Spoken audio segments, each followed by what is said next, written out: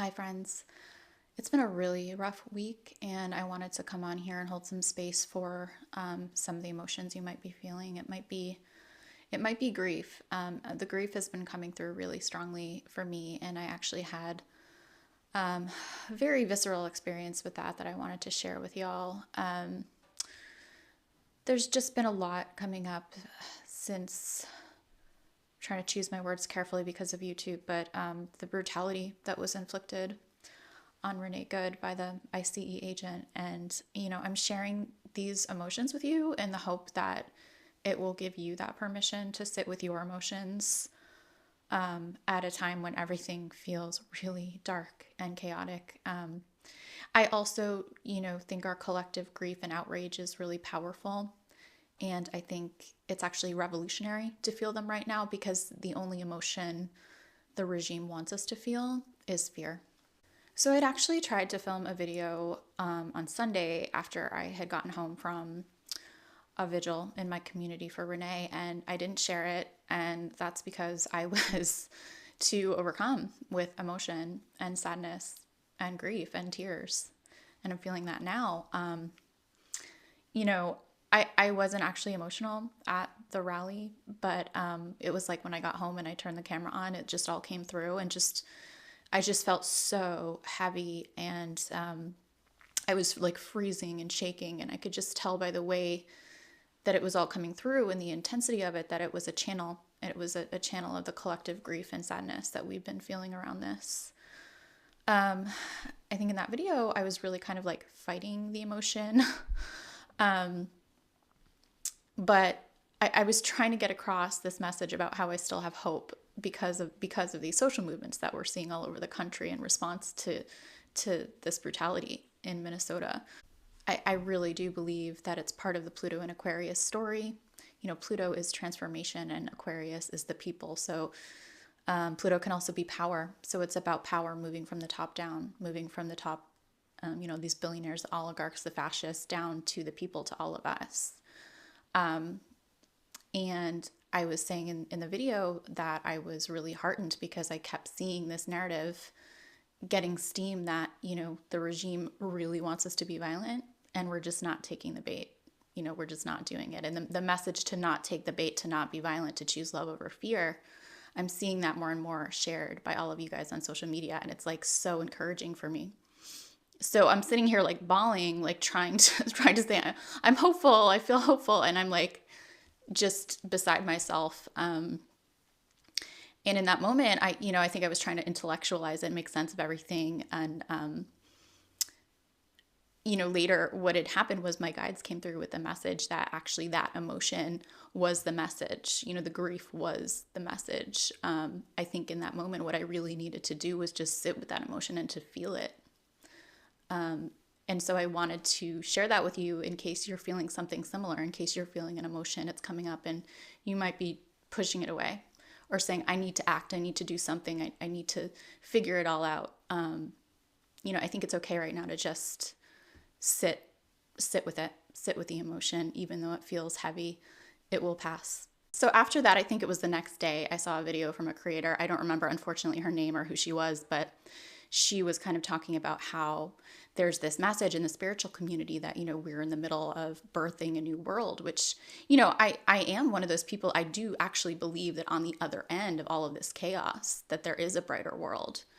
But what she was saying was that, you're skipping the grief. The grief is a huge important part. You can't just skip to the end. You have to sit with the grief first. And, man, when I felt that, I was, Pluto is the planet of life, death, and rebirth. It's a transformative process, but it's an incredibly slow and sometimes like brutal process. Like, yes, there is a rebirth on the end of it, but we're not meant to bypass the parts where we're in those depths of grief, those depths of emotion. We're meant to sit with it and honor it. And, the regime is just doubling down on the brutality. They're not even giving us that time to grieve. They want to take away even that from us. Even that grief, they want to take that away from us.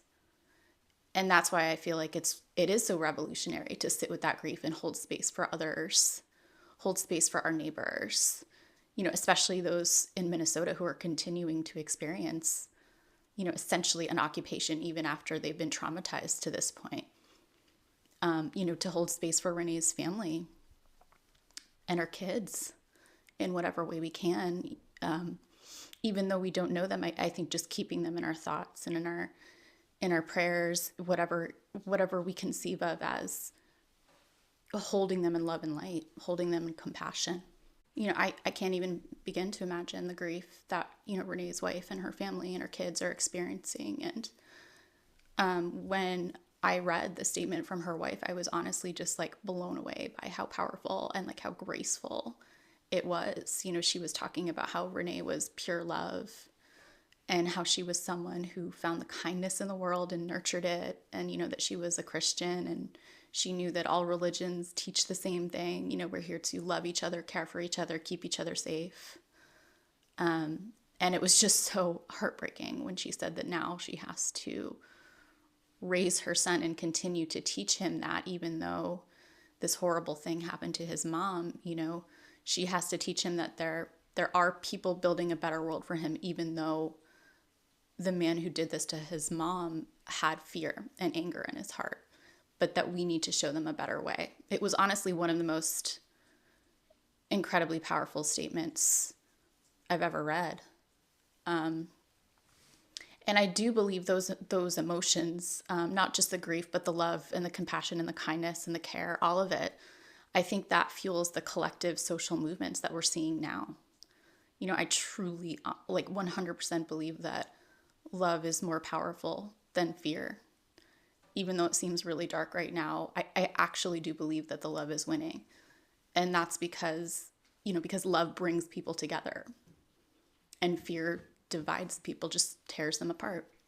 Even though Renee wasn't the first victim of state violence, I think just like George Floyd, I think it hit a collective thread within our emotions that's going to lead to a lot of change in this country. I really honestly believe that this will galvanize people into action. I think we're at that tipping point and that we're going to start to see more nonviolent collective action that results in real change. But those collective emotions, they're real and they connect us and they're powerful. And I did want to share with you guys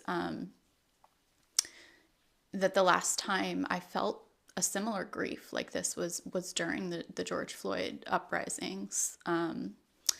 I had experienced that very differently than most people because I was actually a journalist. I was covering that case, the trial of the officer for CBS at the time. And it was part of my work there. I was covering a lot of cases of police violence. And unfortunately, most of those cases were against communities of color.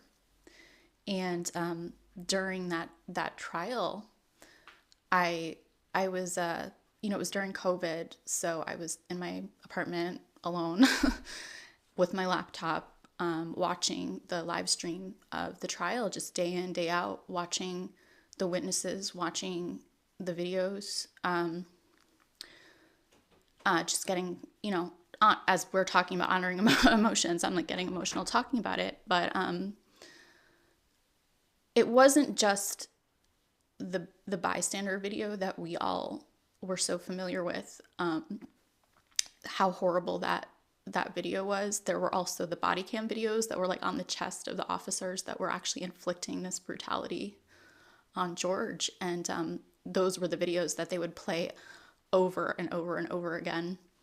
And I think bearing witness to something like that, especially for the witnesses on the ground, I felt so much empathy for those witnesses because they were so traumatized by seeing something like this. And there was a moment I remember in that trial where they were playing one of those body camera videos and it was just so brutal. And I was trying to work. I was on deadline. I was, writing, trying to cover it. And I just started bawling. Like I couldn't keep it together. And it was this insane moment where like when I finally collected myself and was able to like look at my camera screen, or not my laptop again, the witness on the stand, who actually, was one of the people who had seen this, he was also crying, just like bawling, same thing, just couldn't keep it together, was like taking his glasses off and like wiping his face. And so we couldn't see each other. I was on a live stream. He couldn't see me. I couldn't see him. But that grief was connecting us, and that empathy that we both felt for George. And one thing he said that really struck me, and actually all of the witnesses said this constantly, it was a constant theme, was the helplessness that he felt in that moment, because the officers on the ground were like physically keeping people away. There was an EMT, she was like, I was desperate to help him. And they were like, no, back off. Same thing with Renee. It's like, this was, I think, 6 blocks away 5 years ago. It's crazy, like, how the state brutality, whether it's the local or the federal officials, it like follows the same pattern. They keep people away who want to help. And then they act like they were in fear for their lives. I'm laughing. It's horrible, but I'm laughing because it's such a joke. Like, nobody's in fear. Like, the people that are in fear are the victims, are Renee, are George. They were the ones that were feeling the fear. The officers had all the power in that situation. There's no reasonable person on this planet who would think that they had any need to be in fear of their lives. It's insane. But that helplessness, just to go back to that helplessness, I think that, that happened also in Renee's, the brutality with Renee. There was a physician on site, and someone was saying, it was the physician asking to help, and one of the ICE agents was like, back off, we have medics on staff. And you hear somebody say like, well, where are they? Because they weren't there. And the helplessness, I think, is part of that collective trauma, but it's also being intentionally inflicted on us because the regime wants us to feel helpless and hopeless. Like, they don't want us to feel anything other than fear, is my point here. So that's why I'm saying that it's revolutionary to feel what we're feeling, because these feelings connect us. And that's what's going to fuel the movement, the social movement, the nonviolent yet disruptive, hopefully, protests, the change that we need. So yeah, there's no easy way out of this. It's like the only way out is through. But we have this revolutionary energy, We have Pluto in Aquarius, the power to the people. The last time it was there was the American and French revolutions. We have, Saturn and Neptune meeting at the 0-degree point of Aries. The last time they met, not in Aries, but the last time they met, the Berlin Wall fell. So the revolution is in the air. When I think of the Pluto story, the Pluto transformation, life, death, and rebirth, I think it's incredibly beautiful that Renee's name means reborn. I do think there will be a rebirth that comes through this, but I also think that the only way out is through, that we have to sit with these emotions and sort of refuse not to feel them, to be revolutionary in sitting with them. And I just wanted to bring you guys on that journey with me. I mean, I actually have a North Node in Cancer, which means my life trajectory, my direction in life, my destiny is very deeply tied to my emotions. And there's no other, in my chart, there's like no other water, which signifies emotion. There's just no other, it's nothing. It's all Capricorn, which is like work and stability and structure. So going through this journey of trying to honor my emotions around this, I'm hoping will be helpful for you guys if you're struggling with something similar.